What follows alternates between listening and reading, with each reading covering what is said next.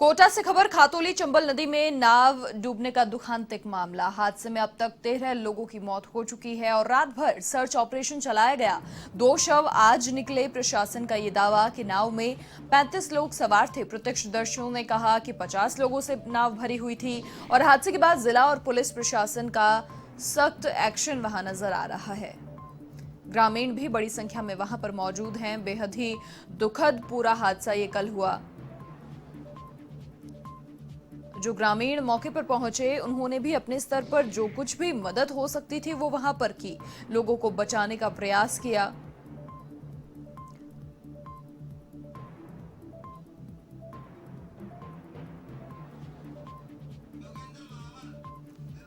अधिक जानकारी के लिए संवाददाता योगेंद्र महावर फोन लाइन पर हमारे साथ जुड़ चुके हैं। योगेंद्र, फिलहाल क्या ताजा अपडेट मिल पा रही है वहां से? जी बिल्कुल मनीषा, जिस तरह का ये हादसा हुआ था वो निश्चित तौर पर प्रदेश के लिए एक बहुत ही दर्दनाक हादसा है और कभी ना भूलने वाला हादसा है। और अभी तक इसमें जो ताजा अपडेट जो मिला है, इसमें 11 शव कल मिल चुके थे और 2 लोगों की तलाश थी, जिनके शव भी आज जहां पर हादसा हुआ है वहां से 2 किलोमीटर दूर ठीकरदा गांव है, वहां से दोनों शव बरामद कर लिए हैं। और इसी तरह से अब एनडीआरएफ और एसडीआरएफ का जो सर्च ऑपरेशन था उसको वाइंड अप कर दिया गया है, क्योंकि सारे जो भी नाव में जो भी सवार थे उनको कुछ को बचा लिया गया था और जो डूब गए थे उनकी भी तलाश की लगातार रात भर सर्च ऑपरेशन चला है और अब उनके शवों को निकाल लिया गया है। तो टोटल अब तक 13 लोगों की इस हादसे में मौत हो चुकी है, जो निश्चित तौर पर ही पूरे प्रदेश के लिए एक बहुत ही दुख की खबर है। बिल्कुल। योगेंद्र, देखिए, दुखद खबर है पूरी। कल जिस प्रकार से हादसा पेश आया, पूरे ही प्रदेश में शोक की लहर कहीं ना कहीं छा गई थी। दिग्गज नेताओं के द्वारा भी ट्वीट के जरिए संवेदना प्रकट की गई परिवारजनों के लिए। और साथ ही आप ये बताएं कि फिलहाल क्या कुछ उन लोगों के लिए किया जाएगा, क्योंकि देखिए मुआवजा देने के निर्देश तो मुख्यमंत्री ने दे दिए थे। क्या राशि तय हो पाई है? कुछ जानकारी इस विषय में? जी बिल्कुल, निश्चित तौर पर मनीषा, मैं आपके माध्यम से दर्शकों को बता दूं कि कल मुख्यमंत्री अशोक गहलोत ने बकायदा ट्वीट कर अपनी दुख संवेदना प्रकट की थी और मृतकों के आश्रितों को 1-1 लाख रुपए मुआवजा देने की घोषणा भी कर दी गई थी। और उसके लिए उपखंड और तहसील स्तर पर अधिकारियों को आदेश भी दे दिए गए थे कि जल्द से जल्द ये राशि जो मृतक है उनके आश्रितों को मुहैया कराई जाए। लेकिन योगेंद्र, बिल्कुल, मैं आपको रोकना चाहूंगी, आप बने रहिए हमारे साथ। कल जिस प्रकार से पूरा हादसा ये पेश आया, अब लोकसभा अध्यक्ष ओम बिरला भी आज इटावा पहुंचेंगे। दिल्ली से हेलीकॉप्टर के जरिए सीधे इटावा क्षेत्र में पहुंचेंगे। खातौली नाव हादसे में मृतकों के परिजनों को सांत्वना देंगे और हादसे के बारे में अधिकारियों से भी चर्चा करेंगे कि जिस प्रकार से पूरा हादसा पेश आया, बेहद दुखद ये पूरा मामला रहा।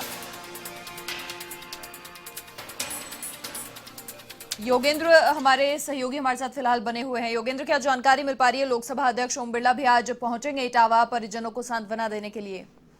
बिल्कुल निश्चित तौर पर मनीषा, जिस तरह से लोकसभा अध्यक्ष ओम बिरला ने मामले में गंभीरता जताई थी, उनका आने का कार्यक्रम था, लेकिन फिलहाल वो कार्यक्रम को निरस्त कर दिया गया है, क्योंकि कोरोना की गाइडलाइन है और अभी अभी जो सत्र चल रहा है इसकी वजह से उन्होंने अपना जो कार्यक्रम है उसको देर रात को उन्होंने स्थगित कर दिया है। लेकिन उन्होंने साफ तौर पर एक चिट्ठी भेजी है और साफ तौर पर वो लगातार परिवारजनों से संपर्क में है कि उनको जिस भी तरह की समस्या या जो भी परेशानी है उसको दूर किया जाएगा। लेकिन वो फिलहाल आने में असमर्थ है। इसके लिए उन्होंने जो है अब क्षमा भी मांगी है, क्योंकि जो लोकसभा सत्र चल रहा है उसमें कोरोना की गाइडलाइन प्रोटोकॉल का ध्यान रखना बेहद जरूरी है। हेलीकॉप्टर से उनका आने का सीधा इटावा का दौरा था, लेकिन वो दौरा कैंसिल हो गया है। लेकिन आने वाले समय में वो जब भी कोटा आएंगे तो वो इटावा जरूर जाएंगे और मृतक के जो भी इस हादसे में अपनी जान गंवा बैठे हैं उन मृतक के आश्रितों से मिलेंगे, उनको ढांढस बताएंगे। साथ ही लगातार वो अधिकारियों से संपर्क में है। लोकसभा सचिवालय से भी लगातार कोटा के अधिकारियों से संपर्क किया जा रहा है। जो भी दोषी हैं उनके खिलाफ कार्रवाई की जाएगी। सबसे बड़ी अपडेट मैं आपको बता दूं कि इसके अंदर जो नाव का जो संचालक है उसके खिलाफ इसमें मामला दर्ज हो गया है और पुलिस और दूसरे विभाग के अधिकारियों ने भी इसमें सख्त एक्शन लिया है। जो खातौली थाने के एसएचओ है रामावतार को, उनको लाइन हाजिर कर दिया गया है। साथ ही जो वहां के जो निरीक्षक थे उनको भी एपीओ कर दिया गया है। लेकिन नाम मात्र से अगर अधिकारियों को इधर उधर कर देते हैं तो उससे भी जो दुख है वो दूर नहीं होगा। सबसे बड़ी जो लापरवाही है उसको कहीं ना कहीं दूर करना जरूरी है। जिस तरह से अवैध पूरा गोरख धंधा चल रहा था उसको कहीं ना कहीं लगाम लगाने की जरूरत है, तभी आगे जाकर इस तरह के हादसों से बचा जा सकता है। बिल्कुल योगेंद्र, निश्चित तौर पर जिस प्रकार से पूरा दुखद हादसा पेश आया, संवेदना से प्रकट कर रहे हैं। बहुत शुक्रिया आपका तमाम जानकारी हमारे साथ साझा करने के लिए।